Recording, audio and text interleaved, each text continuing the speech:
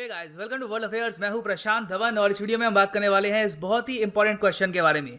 क्या रशिया और चाइना की मिलिट्री अलायंस पॉसिबल है? और बाय द वे, इस पर रिसेंटली व्लादिमीर पुतिन की एक बहुत ही इंपॉर्टेंट स्टेटमेंट आई थी। यहाँ पे आप देख पाएंगे, आर्टिकल है द मॉस्को टाइम्स का। व्लादिमीर पुतिन ने लिटरली यहाँ पर कहा कि रशिया चाइना मिलिट्री अलायंस बिल्कुल काफ़ी हद तक पॉसिबल है।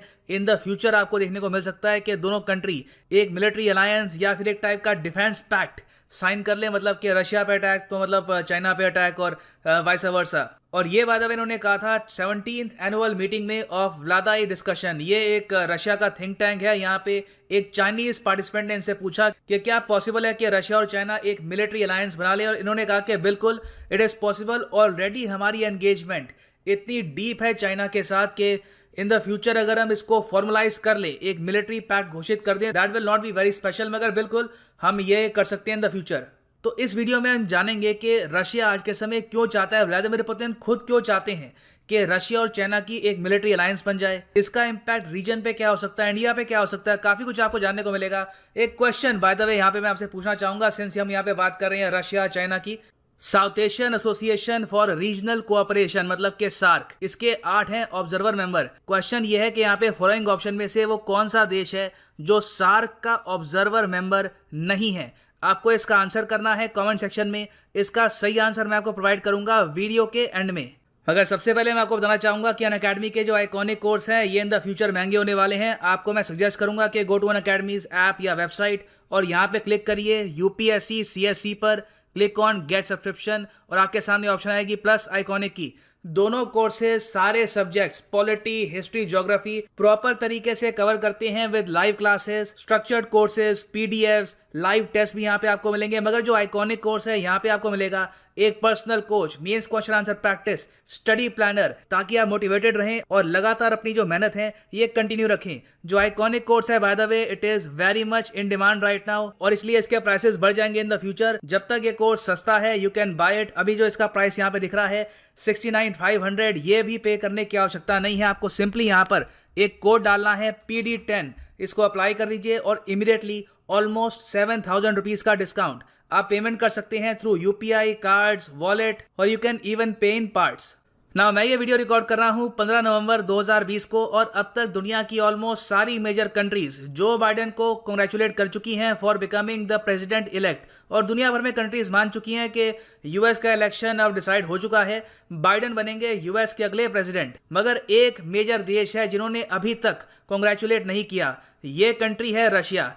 चाइना ने भी कुछ देर लगाई मगर इवेंचुअली चाइना ने भी यहाँ पे कॉन्ग्रेचुलेट कर लिया जो बाइडेन को और कहा है कि वी विश यू वेल, और चाइना यूएस रिलेशंस हम चाहते हैं कि इम्प्रूव हो। मगर रशिया अभी भी कह रहा है कि हम प्रॉपरली श्योर नहीं है कि जो बाइडेन जीते हैं या नहीं जीते, तो हम अभी कॉन्ग्रेचुलेट नहीं करेंगे। तो इससे साफ लगता है कि रशिया जानता है कि जो बाइडेन के अंडर जो टाइम बीतेगा, आने वाले 4 साल जो बीतेंगे वो काफ़ी कष्टकारी होंगे, काफ़ी मुश्किल होंगे, और इसलिए ऑलरेडी रशिया ने यहाँ पर आप कह सकते हैं कोल्ड शोल्डर देना स्टार्ट कर दिया है जो बाइडेन को। नाउ जो बाइडेन रशिया के अगेंस्ट क्यों है, इनके टेन्योर में क्या क्या हुआ था जिसकी वजह से इनकी एक फिलॉसफी बनी है कि रशिया यूएस का नंबर 1 दुश्मन है, इस पर एक अलग से वीडियो मैं बना चुका हूं। आपको बस सर्च करना है चैनल पर Y Joe Biden is against Russia. करीब 3 लाख लोग ये देख चुके हैं video, so you can watch it. मगर रशिया का जो यहाँ पर साइलेंस है, इसके बहुत से रीजंस है। जो बाइडेन मल्टीपल वेज में रशिया को नुकसान पहुंचाने वाले हैं इन द नियर फ्यूचर। सबसे बड़ा इशू तो ये, सिंस ये कहते हैं कि यूएसए का सबसे बड़ा दुश्मन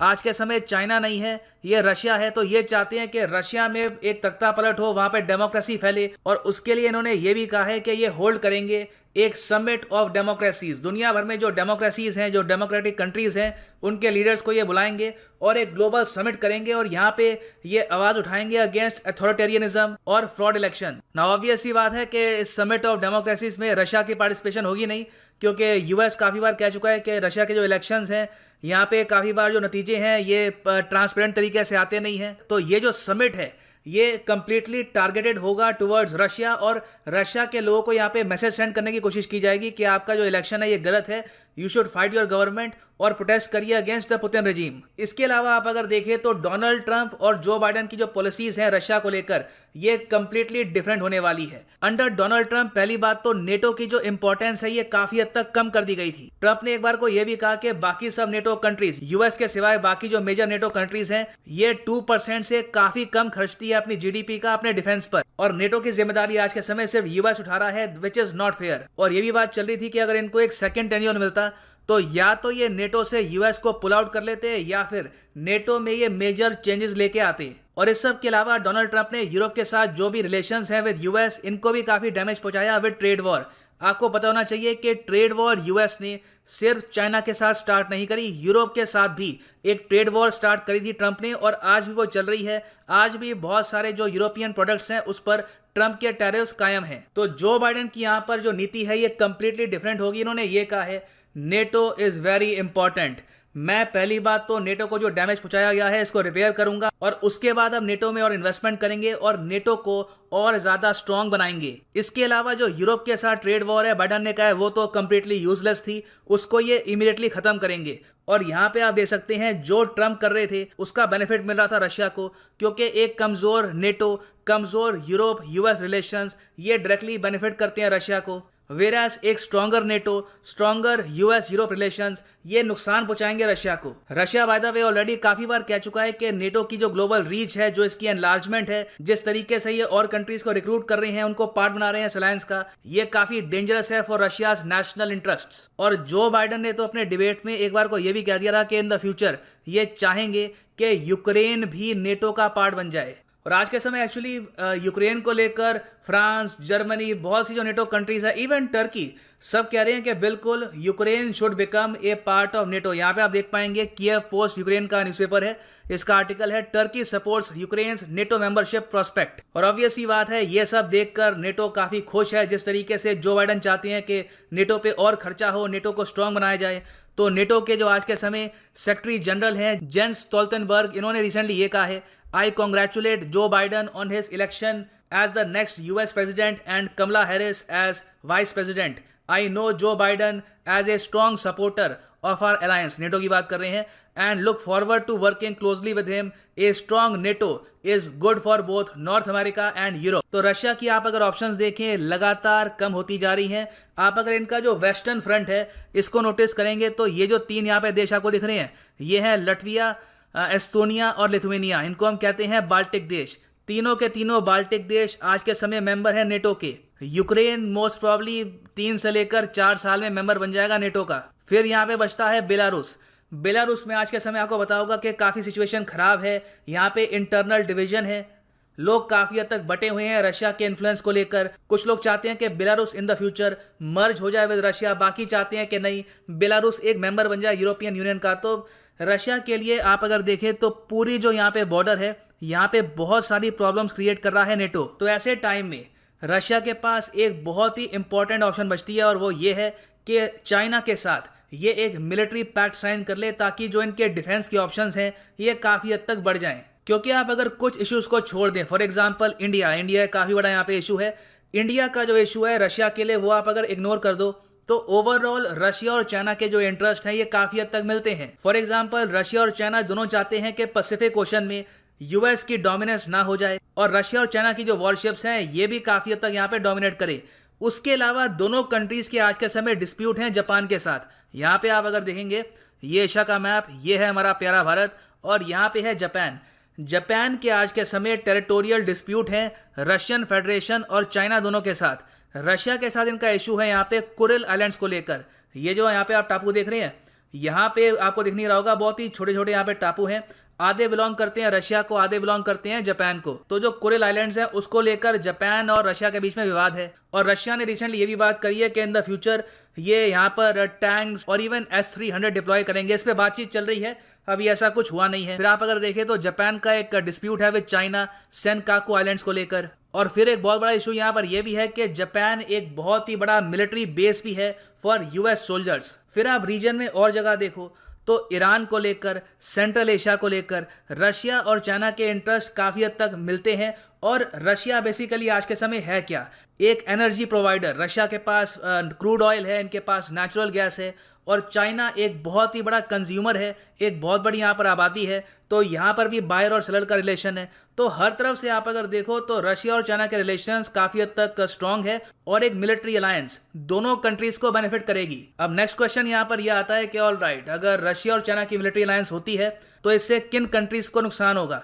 देखिए, नुकसान एज ए होल आप अगर देखो तो ज़्यादातर जो कंट्रीज हैं इन द रीजन ये इतनी छोटी हैं कि ऑलरेडी रशिया और चाइना के इन्फ्लुएंस के सामने ज़रा कुछ है नहीं, और अगर कल को इनका मिलिट्री पैक्ट साइन होता भी है तो उन पर इम्पैक्ट होगा नहीं। मगर आप अगर देखोगे साउथ एशिया में तो वहाँ पे आपको दिखेगा इंडिया, एक न्यूक्लियर आर्म कंट्री जिसके आज के समय इश्यूज हैं विद पाकिस्तान, चाइना के साथ भी मेजर इश्यूज हैं। तो हमारे लिए डेफिनेटली काफ़ी बैड न्यूज़ होगी अगर रशिया और चाइना एक मिलिट्री पैक्ट साइन कर लेते हैं, क्योंकि उसका मतलब ये होगा कि चाइना अगर कल को हम पे अटैक करता है या फिर कुछ अग्रेशन होता है तो हम रशिया पे बिल्कुल भी डिपेंड नहीं कर पाएंगे फॉर एनी इंटरवेंशन। उल्टा यही पॉसिबिलिटी होगी कि रशिया चाइना को सपोर्ट करते हुए भी दिखे। मगर फिर यहाँ पे क्वेश्चन आपके सामने ये आएगा कि ऑल राइट, क्वाड, इस सब का आंसर है क्वाड, उसको हम डेवलप कर सकते हैं, उसका हम एक मिलिट्री पैक्ट बना सकते हैं, ये काफ़ी अच्छा एक काउंटर होगा to Russia and China military alliance. तो देखो, यहाँ पे आपको समझना होगा कि जो बाइडेन के अंडर क्वाड एक मिलिट्री पैक्ट साइन कर ले, इसके चांसेस बहुत ही ज्यादा कम हैं।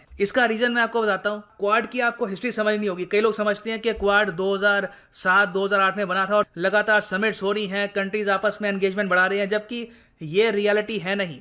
जो क्वाड का आइडिया है, क्वाड्रिलैटरल सिक्योरिटी डायलॉग का आइडिया, ये सामने आया था 2007-2008 के बीच में, और इसी टाइम में इसको एस्टैब्लिश कर दिया गया था। 4 देश यहाँ पे, ऑस्ट्रेलिया, इंडिया, जापान और यूएसए, ये साथ में आए और फोकस था यहाँ पे इंडो पैसिफिक और प्राइमरली साउथ चाइना सी पर। मगर उसके बाद फिर 2009 में जब बराक ओबामा बने यूएसए के प्रेसिडेंट, तो क्वाड की जो इंपॉर्टेंस है ये अपने आप काफी हद तक कम कर दी गई। ये एक हिस्टोरिकल फैक्ट है कि जब बराक ओबामा प्रेसिडेंट थे और जो बाइडेन थे वाइस प्रेसिडेंट, तो उस वक्त क्वाड की जो इंपॉर्टेंस है काफी हद तक कम हो गई थी। काफी सालों तक तो कोई यहाँ पे समिट भी नहीं हुआ, कोई यहाँ पर मीटिंग नहीं होती थी। हाँ, जो मालाबार नेवल एक्सरसाइज है वो लगातार होती थी, मगर Quad as an idea Barack Obama ने कभी भी आगे नहीं बढ़ाया। उसके बाद 2017 में जब ओबामा का टेन्योर खत्म हुआ और ट्रंप आए पावर में, तब हमने देखा कि इन्होंने आते ही फोकस किया क्वाड पर। आपको याद होगा 2017 में जब आसियान समिट हुआ था, उस वक्त जो यहाँ पे क्वाड कंट्रीज के लीडर्स हैं, इन्होंने कहा कि बिल्कुल क्वाड को रिवाइव करते हैं और यहाँ पे जो भी समिट्स हैं, जो भी बातचीत है, ये हम स्टार्ट करते हैं एटलीस्ट एट सम लेवल। और तब से हम देख रहे हैं कि क्वाड के बारे में काफ़ी बातचीत हो रही है, लगातार समिट्स होते हैं, मगर आज भी क्वाड एक फॉर्मल ग्रुप बन नहीं पाया। तो अंडर जो बाइडेन ये एक फॉर्मल ग्रुप बने, इसके चांसेस काफ़ी हद तक कम है। और अगर मान लीजिए ये किसी टाइप का फॉर्मल ग्रुप बनता भी है तो Joe Biden most probably quad को बनाएंगे एक इकोनॉमिक अलायंस, ना कि एक मिलिट्री अलायंस। इकोनॉमिक अलायंस मतलब कि क्वाड कंट्रीज मिलकर अपना जो कैपिटल है, इससे एक फाइनेंसिंग एजेंसी बना सकती है जो श्रीलंका, मालदीव्स, कई और जो कंट्रीज हैं इंडो पैसिफिक में, इनको फाइनेंस प्रोवाइड कर सके ताकि ये चाइना के डेट ट्रैप पे ना फंसे। इसकी कुछ पॉसिबिलिटी है, मगर चांसेस काफ़ी कम है कि क्वाड को as a military group develop किया जाएगा under Joe Biden. Joe Biden ने बाय द वे आज तक क्वाड का नाम भी नहीं लिया है, ना अपने डिबेट्स में, ना अपने स्पीच में। और जब भी ये चाइना की बात करते हैं तो इनका मेन एम्फेसिस होता है बातचीत पर, डिस्कशन पर और रिलेशंस इंप्रूव करने पर। सो आने वाले 4 साल काफ़ी, मैं कहूँगा, टेस्टिंग होने वाले हैं फॉर इंडिया। और इंडिया को यहाँ पे कुछ इनोवेटिव सोल्यूशन ढूंढने होंगे इस प्रॉब्लम के कि एक तरफ रशिया चाहता है कि एक मिलिट्री अलायंस बन जाए विद चाइना, क्वाड में डेवलपमेंट हो सकता है कि कम हो इन द फ्यूचर। तो यहाँ पे कहीं ना कहीं एक इनोवेटिव हमको सोल्यूशन ढूंढना होगा टू दिस प्रॉब्लम। तो चलिए वापस आते हैं यहाँ पे अपने क्वेश्चन पे कि ये जो ऑप्शंस है आपके सामने, इनमें से कौन सा देश सार्क का ऑब्जर्वर कंट्री नहीं है? तो यहाँ पर सही आंसर है रशिया।